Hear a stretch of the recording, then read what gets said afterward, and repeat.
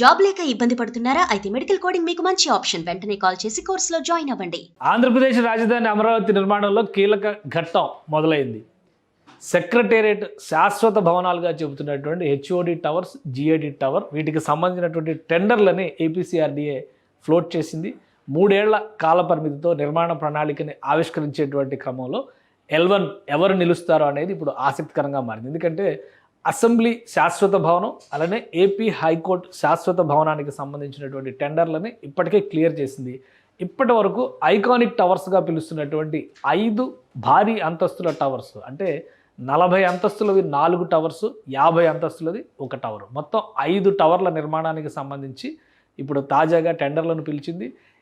మే 1వ తేదీ కల్లా ఈ టెండర్ల ప్రక్రియ ముగిసేటువంటి అవకాశం ఉంది. ప్రధానమంత్రి పర్యటన సమయంలో ఆయన చేయబోయేటువంటి ప్రారంభోత్సవాలు, శంకుస్థాపనల్లో జిఏడి టవర్స్కి సంబంధించినటువంటి అంశం కూడా ఖచ్చితంగా ఉండి తీరుతుంది అనడానికి ఇదే ఒక ఉదాహరణగా మనం చూడొచ్చు. అసలు ఈ టెండర్స్లో ఏం పేర్కొన్నారు, 3 కేటగిరీలుగా ఇచ్చినటువంటి టెండర్స్లో ఏ అంశాలు ఉన్నాయి ఒకసారి విశ్లేషించేటువంటి ప్రయత్నం చేద్దాం. ఇది ఏపీసీఆర్డీఏ రిలీజ్ చేసినటువంటి ఏపీసీఆర్డీఏ అఫీషియల్ వెబ్సైట్. దీనికి సంబంధించినటువంటి టెండర్ ప్రాసెస్ నోటిఫికేషన్స్ రిలీజ్ అయినాయి నిన్న సాయంత్రం. సో దానికి సంబంధించినటువంటి అంశాలు ఒకసారి మనం చూస్తే కనుక 1వ తేదీ డెడ్ లైన్, ఆల్రెడీ ఈరోజు ఉదయమే ఇవి రిలీజ్ అయినాయి, పబ్లిక్ డొమైన్లో అవైలబుల్ ఉన్నాయి. అంటే 16వ తేదీ రిలీజ్ అయినట్టుగా ఇక్కడ చూపిస్తుంది. నిన్న సాయంత్రానికి వీటిపైన ఒక క్లారిటీ వచ్చేసింది. బట్ అఫీషియల్గా పబ్లిక్ డొమైన్లో అవైలబుల్ ఉన్నది ఈరోజు ఉదయం నుంచి.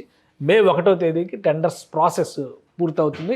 L1 డిక్లరేషన్ బహుశా మే 1వ తేదీ సాయంత్రానికి లేదా 2వ తేదీ ఉదయానికి క్లియర్ అవ్వచ్చు. ఎందుకంటే 2వ తేదీన ప్రధానమంత్రి పర్యటన ఉంది కాబట్టి పర్యటన సమయానికి ప్రక్రియ మొత్తం కూడా పూర్తి చేయాలని చూస్తున్నారు. గతంలో ఈ టెండర్స్ని పొందినటువంటి సంస్థలు L&T లాంటి సంస్థలు, షాపూర్జీ పల్లోంజీ లాంటి సంస్థలు వీటి నిర్మాణంలో భాగస్వాములు అయ్యాయి.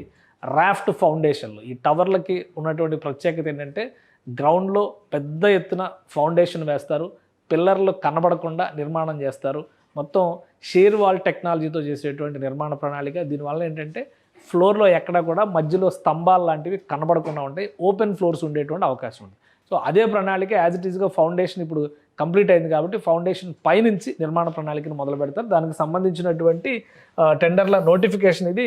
సో ఇందులో 3 అంశాలతో ఈ నోటిఫికేషన్ ఇచ్చారు. ఫస్ట్ టవర్ 1, 2 ఒక కేటగిరీ కింద నోటిఫికేషన్ ఇచ్చారు. ఇది టవర్ 1, 2కి సంబంధించినటువంటి ఈ procurement, housing and building, offices and CTIIS అనేటువంటి కేటగిరీ కింద construction of integrated Andhra Pradesh state secretariat and HOD offices towers 1 and 2. ఇది అమరావతి గవర్నమెంట్ కాంప్లెక్స్ మొత్తం అంతా కూడా.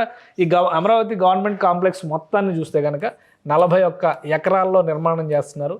41 ఎకరాల్లో సువిశాలమైనటువంటి ప్రాంగణం. దీనికి చుట్టుపక్కల ప్రత్యేకతలు, ఆకర్షణలు కూడా ఉంటాయి. గ్రీన్ అండ్ బ్లూ సిటీగా డెవలప్ చేస్తున్నారు కాబట్టి అక్కడ టెంపరేచర్ కంట్రోలింగ్, టెంపరేచర్ కూలింగ్ వ్యవస్థలను కూడా ఏర్పాటు చేస్తారు. దానికి తగ్గట్టుగా ఈ భారీ భవంతుల నిర్మాణం ఒక విధంగా అమరావతి ప్రాంతంలో స్కై స్క్రాపర్స్గా వీటినే చెప్పాల్సి ఉంటుంది.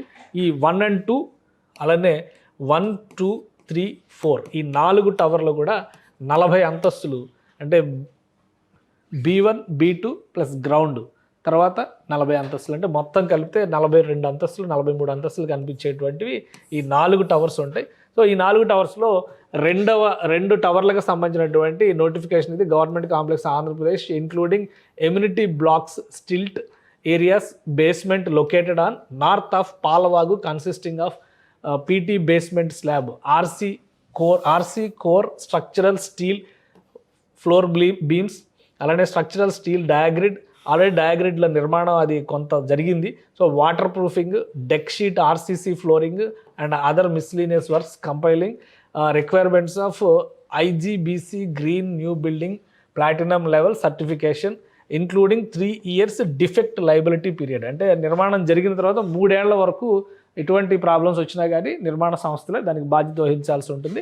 సో ఈ 2 టవర్లకి సంబంధించి ఇచ్చినటువంటి బడ్జెట్ ఎస్టిమేషను 1897 కోట్ల రూపాయలు, 1897.86 కోట్ల రూపాయల ఎస్టిమేషన్తో టెండర్స్ని కాల్ఫర్ చేసింది ఫస్ట్ 2 టవర్లకి సంబంధించి. తర్వాత 3, 4 టవర్స్కి సంబంధించినటువంటి టెండర్ను కూడా ఒకసారి మనం చూద్దాం. అందులో 1664.45 కోట్ల రూపాయల అంచనా, అంటే మొత్తం మిగతా డేటా అంతా కూడా సేమ్ అంతే ఉంటుంది. ఎందుకంటే ఈ 4 టవర్ల సైజు కూడా సేమ్ ఒకటే సైజు ఉంటుంది కాబట్టి.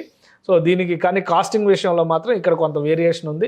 1664.45 కోట్ల రూపాయలతో 3-4 టవర్ల నిర్మాణం చేయడానికి టెండర్స్ని పిలిచింది. ఇక 5వ టవర్ చాలా కీలకమైనటువంటి టవర్. 5వ టవరే సీఎం రెసిడెన్స్ అంటే సీఎం ఆఫీస్ ఉండేటువంటి టవర్గా కన్సిడర్ చేస్తున్నారు. ఈ 5వ టవర్ ఎత్తు కూడా 50 అంతస్తుల ఎత్తులో నిర్మాణం జరుగుతుంది. అంటే బేస్మెంట్ ప్లస్ గ్రౌండ్తో పాటు 50 అంతస్తుల ఎత్తుతో నిర్మాణం జరుగుతుంది. దీనికి సంబంధించినటువంటి అంచనా 1126 కోట్ల రూపాయలని వేస్తున్నారు. మొత్తం కండిషన్స్ అన్నీ కూడా అదే ఉన్నాయి. Integrated Andhra Pradesh state secretariat and HOD offices GAD towers అనేటువంటి మెన్షన్ ఇందులో క్లియర్గా చేశారు.